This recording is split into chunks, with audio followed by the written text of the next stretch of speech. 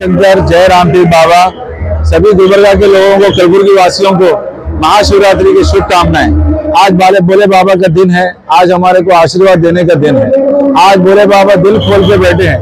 सभी गुलबर्गा वासियों से मैं निवेदन करता हूँ, रिक्वेस्ट करता हूँ, आइए रामतीर्थ में दर्शन कीजिए भोले बाबा का।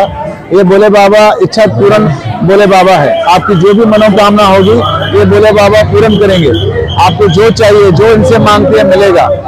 आप घर बैठ के भी, जो बड़े हैं, बुजुर्ग है, जो नहीं आ सक रहे, उनसे निवेदन है, ये मीडिया वालों का बहुत बड़ा हमारे को योगदान है। उन्होंने बहुत कवरेज करके आपके घर घर तक टीवी के माध्यम से, मोबाइल से आपके घर तक पहुंचा रहे हैं।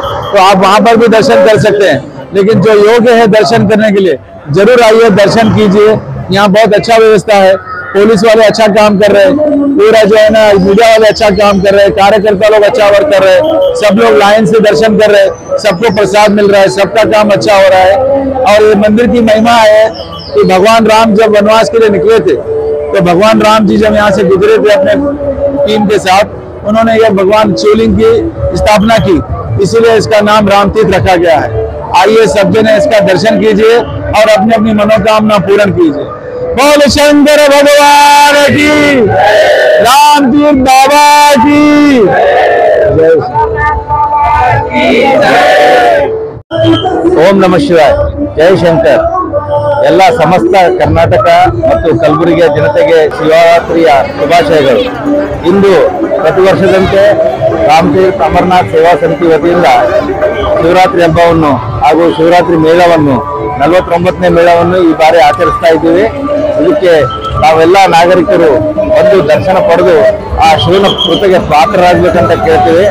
ಇಂದು ಮಹಾಶಿವರಾತ್ರಿ ಎಂದು ಇಲ್ಲಿ ರಾಮತೀರ್ಥದಲ್ಲಿ ಲಕ್ಷಾಂತರ ಜನರು ಬಂದು ದರ್ಶನ ಪಡಿತಾರೆ। ಅದಕ್ಕಾಗಿ ಎಲ್ಲ ವ್ಯವಸ್ಥೆ ಮಾಡಲಾಗಿದೆ, ನಾವು ಕೂಡ ಬರಬೇಕಂತ ವಿನಂತಿ। ಈ ಸ್ಥಳ ಮಹತ್ವ ಏನಂದ್ರೆ, ರಾಮಚಂದ್ರರು ಸೀತಾಮಾತೆಯನ್ನು ಹುಡುಕುತ್ತಾ ಹೋದಾಗ ಇದೆಲ್ಲ ದಂಡಕಾರಣ್ಯವಾಗಿತ್ತು। ಇಲ್ಲಿ ಅವರು ಒಂದು ರಾತ್ರಿ ತಂಗಿ ಸಾಯಂಕಾಲ ಅವರು ಪಾರ್ಥಿವ ಲಿಂಗವನ್ನು ಮಾಡಿ ಪೂಜೆ ಮಾಡಿದಂತ ಸ್ಥಳ, ಹಾಗಾಗಿ ಮಹಾ ಪವಿತ್ರವಾದಂತಹ ಸ್ಥಳ। ಇಲ್ಲಿ ಬಂದು ಭಕ್ತರು ತಮ್ಮ ಅನಿಸಿಕೆಗಳನ್ನು, ತಮ್ಮ ಬೇಡಿಕೆಗಳನ್ನು ಭಗವಂತನಲ್ಲಿ ಸಲ್ಲಿಸಿದ್ರೆ ತಪ್ಪದೆ ಪೂರ್ತಿಗೊಳ್ಳುತ್ತದೆ ಅಂತ ನಮ್ಮೆಲ್ಲ ನಂಬಿಕೆ, ನಮಗೆಲ್ಲ ವಿಶ್ವಾಸ ಇದೆ, ನಮಗೆಲ್ಲ ಅನುಭವಕ್ಕೆ ಬಂದಿದೆ। ಹಾಗೆ ತಾವು ಕೂಡ ಬಂದು ದೇವರ ದರ್ಶನ ಪಡೆದು ಕೃಪೆಗೆ ಪಾತ್ರರಾಗಬೇಕಂತ ಕೇಳ್ತೀವಿ। ಬರುವಂತ ಜೂನ್ ಲಾಸ್ಟ್ ವೀಕ್ ಅಥವಾ ಜುಲೈ ಫಸ್ಟ್ ವೀಕ್ ದಿಂದ ಅಮರನಾಥ್ ಯಾತ್ರೆ ಪ್ರಾರಂಭ ಆಗ್ತದೆ।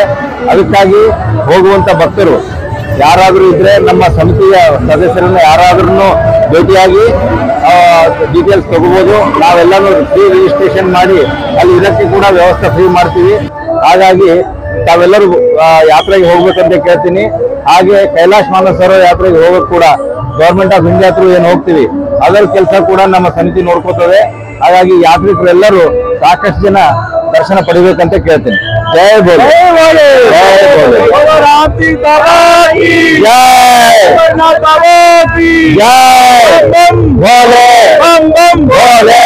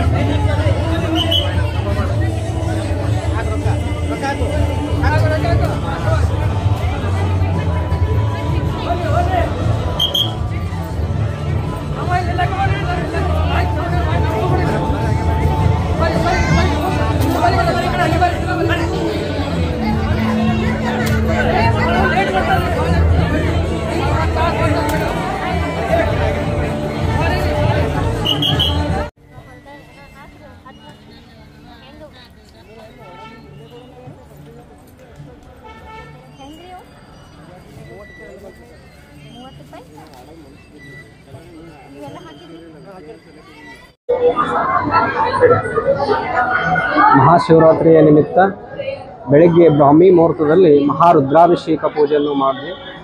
ಆನಂತರ 9 ಗಂಟೆಗೆ ಮಹಾಮಂಗಳಾರತಿ ಪೂಜೆ, ತದನಂತರ ಹಣ್ಣು ವಿತರಣೆ ಸೇವಾ ನಮ್ಮ ಕಮಿಟಿ ವತಿಯಿಂದ ಮಾಡ್ತಾರೆ. ಅನಂತರ ಸಾಯಂಕಾಲ 6 ಮಹಾರುದ್ರಾಭಿಷೇಕ ಪೂಜೆ, 7:30 ಮಹಾಮಂಗಳಾರತಿ ಪೂಜೆ.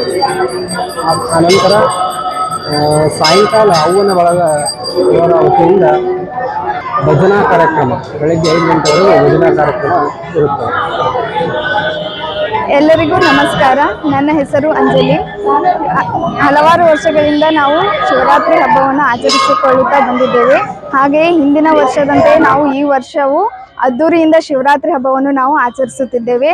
ನನ್ನ ಕಡೆಯಿಂದ ಹಾಗೂ ನಮ್ಮ ಕುಟುಂಬದ ಕಡೆಯಿಂದ ಎಲ್ಲರಿಗೂ ಶಿವರಾತ್ರಿ ಹಬ್ಬದ ಹಾರ್ದಿಕ ಶುಭಾಶಯಗಳು.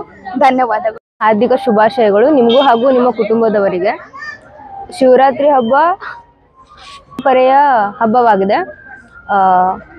ಹಣ್ಣು ಮತ್ತು ಹಂಪಲುಗಳನ್ನು ತಿಂದು ಶಿವರಾತ್ರಿ ಹಬ್ಬವನ್ನು ಸೆಲೆಬ್ರೇಟ್ ಮಾಡ್ತೀವಿ. ಧನ್ಯವಾದಗಳು.